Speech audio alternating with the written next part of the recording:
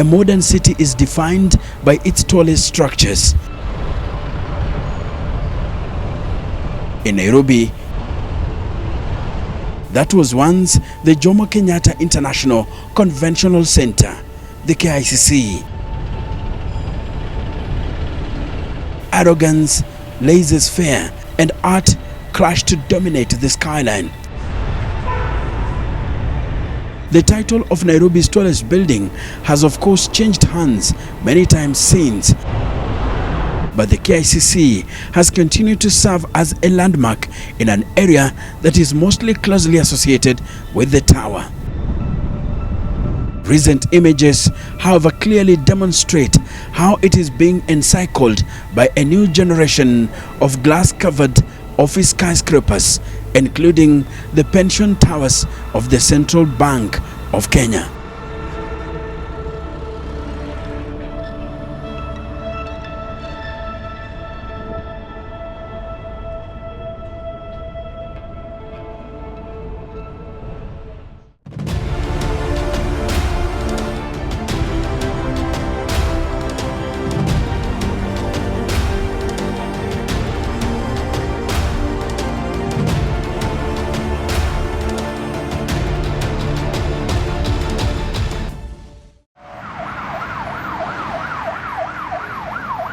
Nairobi simply wouldn't be the city you see today without these tall structures.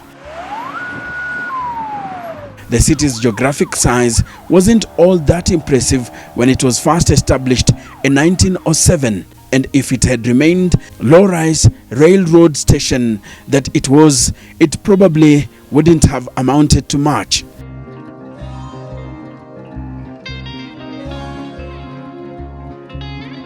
However, thanks to the amazing structures that have emerged from its bedrock, it has been able to expand constantly to accommodate the millions of residents and visitors who want a piece of the boom.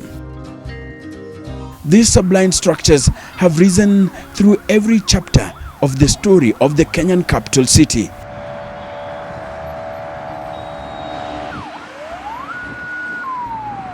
Each structure a distinct product of the context and forces in play at the time, and each coming to influence and shape the era that followed.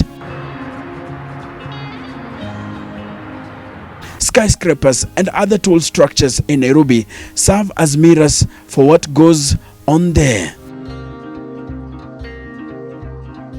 They serve as both silent proponents of the city's future and monuments to its past.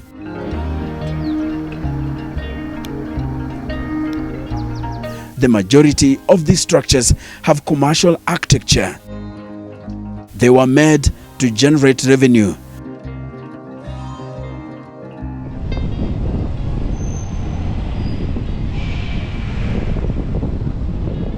Save for the KICC.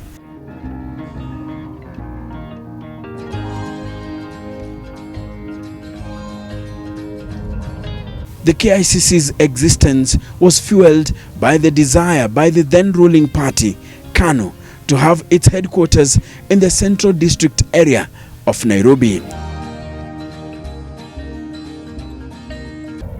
Opening of this magnificent building, whose foundation stone I had the pleasure of laying on 11 December 1967.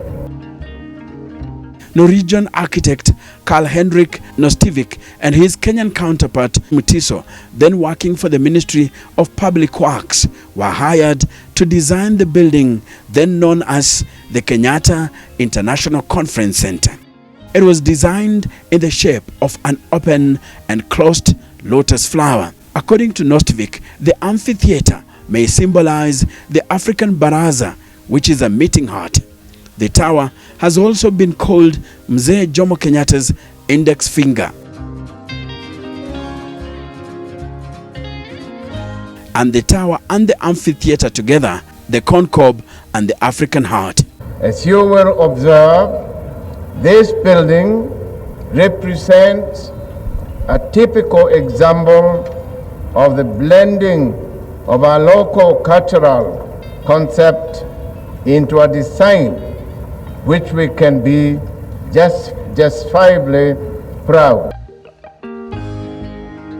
The building's light terracotta facade reflects traditional African architecture, as does the use of simple solid shapes. The tower consists of a cylinder composed of several cuboids. The 105 meters tall tower consists of 28 floors, including a revolving restaurant which offers panoramic views of the city, rotating 360 degrees. It is an undeniable iconic landmark, one of the emblems of Kenya. The building was completed in 1973 and was the tallest in Kenya for 26 years until it was surpassed by teleposter towers.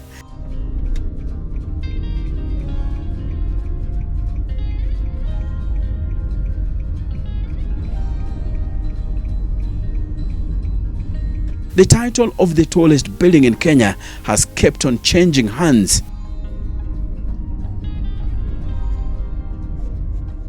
Head over to Nairobi's far west and you will spot a new skyscraper on the block. Twisting 184 meters into the sky, the GTC is the latest super tall building commanding the city's ever-evolving skyline.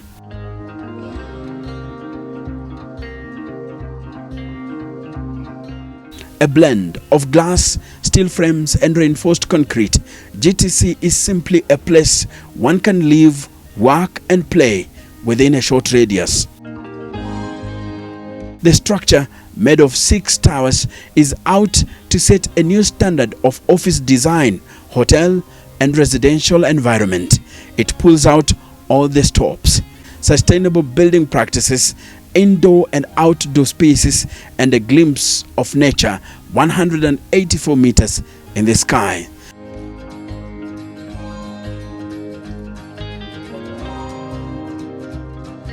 The Global Trade Center is the second tallest structure to come up in the city neighborhood after Britam Towers. I'm on the 17th floor of the Global Trade Center and I am able to see the entire city of Nairobi.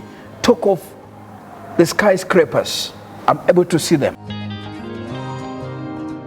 Will GTC mark the start of a new look for the city's skyscrapers? Or will it end up as an exception in the ever-expanding concrete jungle of Nairobi? Well, one thing is certain. It has contributed immensely to the capital's new appearance, whether on land or from the air.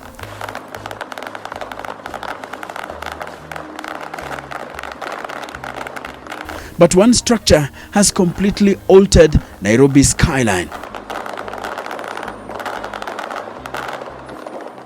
The Nairobi Expressway.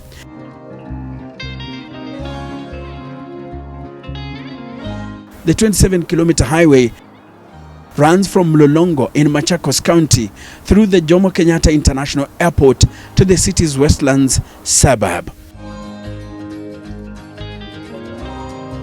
It comprises a 4-lane dual carriageway from Lolongo to the Eastern Bypass and a 6-lane dual carriageway from the Eastern Bypass to the Southern Bypass. It also has a 4-lane dual carriageway from the Southern Bypass to St. Mark's Church in Westlands and a 4-lane dual carriageway from St. Mark's Church to James Gishuru Road. Our drone footage from Westlands shows a giant highway that snakes through Nairobi's skyscrapers. The road was financed and built by the China Road and Bridge Corporation, CRBC, on a build, operate and transfer mode. The Kenyan capital city has seen an explosion of construction projects in recent years. New zoning laws and codes have led to hotels, shops and offices all opening up in Nairobi's various districts.